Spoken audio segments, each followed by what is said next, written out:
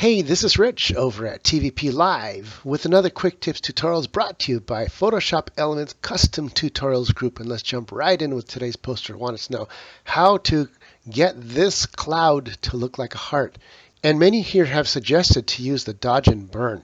Well, if we do that, if we go over here to the dodge and burn and then come down here and you have either burn or dodge.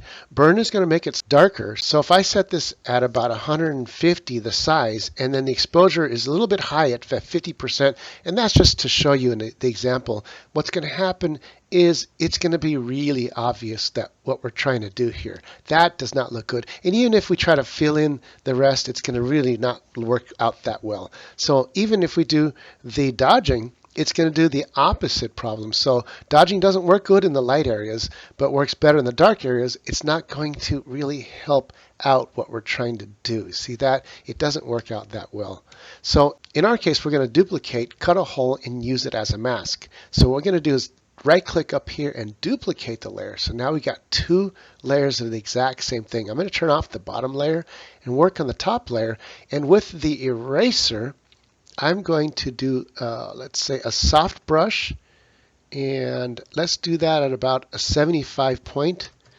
And that gives us this size here. And let's go ahead and erase out the original cloud that makes it look like a heart.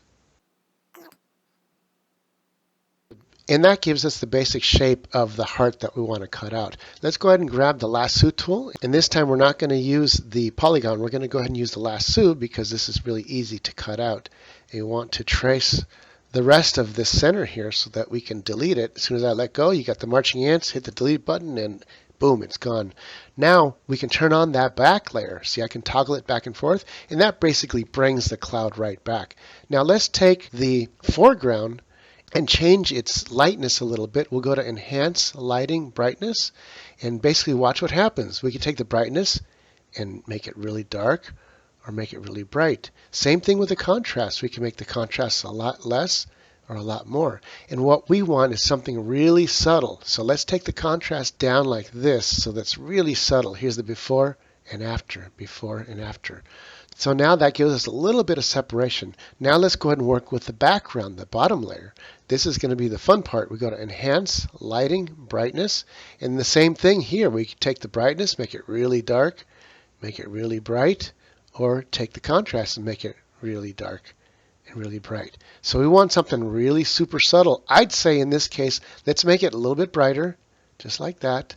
And then the contrast, we can make it a little less contrasty so it's more subtle like that. See that? And then we'll hit OK. And now we're starting to make it look really good. Now what we want to do is take that foreground again. Let's go to the smudge brush and grab a big smudge brush about 150 points and keep the strength at about 50 points there, right around there. And slightly smudge that top end so that it doesn't look completely equal. So I'm going to smudge that top end just a little bit in portions here so that it kind of melds in and it doesn't look fake. Here's the before and after. Look at that. And finally, I want to erase the edges of this so that it's not obviously darker like this.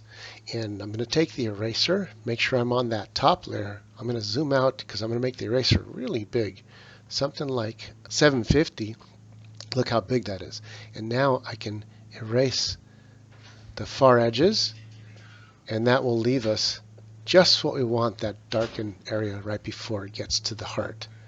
And just kind of tap along here like that. And that gives us a graduation of cloud coverage. If I toggle this back and forth, look at that. It makes that cloud come out like that. I'm going to just erase, just tap it along here like that. And there is your heart cloud. You want to see what was left? That's all we needed to use was just this. And I can toggle this back and forth. You can see before, after, before, after.